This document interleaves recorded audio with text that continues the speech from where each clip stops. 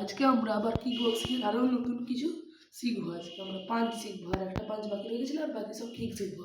তাহলে কোন পাঁচটা আমাদের বাকি রয়ে গেছিল? Body hook. মানে কীভাবে করে? 1 গার্ড আছে, ফেস গার্ড, 2 বডি রাউন্ড হলো, 3 একটা হাত এরকম, 4 আচ্ছা হুক যখন আমাদের এখানে যেত, এটা হবে কার্ভ করে এই যে এই এরিয়াটাতে লাগবে। 1 এই এরিয়াটাতে লাগবে, 1 2 3 আচ্ছা 1 2 3। এটাতে কিন্তু এলবো ওপেন না, হুকের মধ্যে। এবার হচ্ছে এই শুধু শোল্ডারটা মানে বডিটার সাথে এটা যাবে। যারা বিগিনার আছে এরকম পাঞ্চ করলেই হয়ে যাবে, যারা মনে জানে না এভাবে পাঞ্চ করলেই হয়ে যাবে। মানে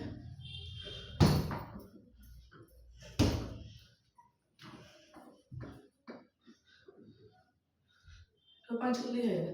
আচ্ছা আমরা তো দুটো কিক শিখেছিলাম, সাইড কিক, ফ্রন্ট কিক, আপার কাট ফ্রন্ট কিক, আর একটা ক্যারাটেতে শিখেছিলাম আমরা স্ট্রেট কিক। এরপরে আমরা শিখবো back kick, side kick. Back kick মানে আরেকটা সাইড কিক আছে, এটা মানে পুশ। কিভাবে করে? একটা পা উঠালাম, 1 2, এটা কি করতে হবে? এরকম করে ঘোরাতে হবে। মানে এটাকে মানে সাইড কিকে যেমন আমরা 1 2 3 4, এখানে আর কি সাইডে বানাবো না, 1 2 টোটাল এরকম হবে না। টোটা যাচ্ছে আমরা যেমন সাইড কিক এরকম করতাম, এটা হবে না, এটাতে এমনি এরকম থাকবে 1 2 4, 1 2। অপোনেন্টের দিকে পাটা যেন পাটা যেন অপোনেন্টের দিকে থাকে, মানে অপোনেন্টের এটাকে ওপেন করে দেবো, হয়ে যাবে 1 2 3। আর যদি আমি এরকম করি সাইডে চলে যাবে না, মানে অপোনেন্টের দিকে তো ছাতির কাছে মানে মিডিলের কাছে রাখলে এটা তবে আমি ওপেন করবো, হয়ে যাবে, কি হয়ে যাবে, মানে তখন আর এরকম হবে না, আর বেরিয়ে হয়ে যাবে না।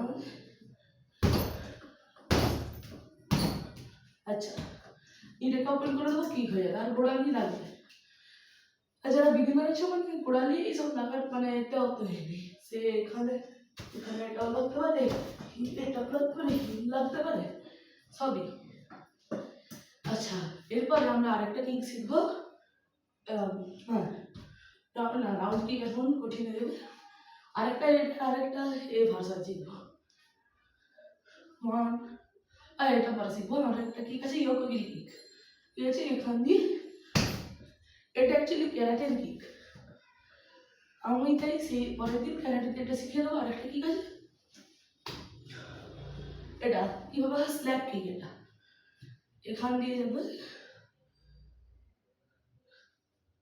মাথায় লাগবে অথবা শোল্ডারে লাগবে, 1 মানে এভাবে, এটা মানে মাথায় লাগবে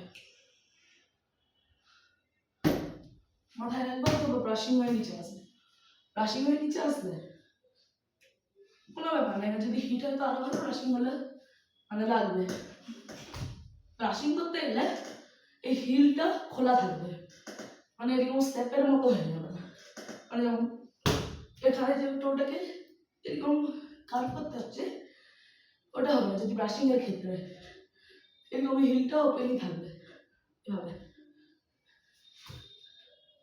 আর যদি একবারে লাগাতে চাও তাহলে এখানে উঠে টোটাকে কার্ভ করতে হবে, মানে একবারে উপরে উঠে গেলে এভাবে, মানে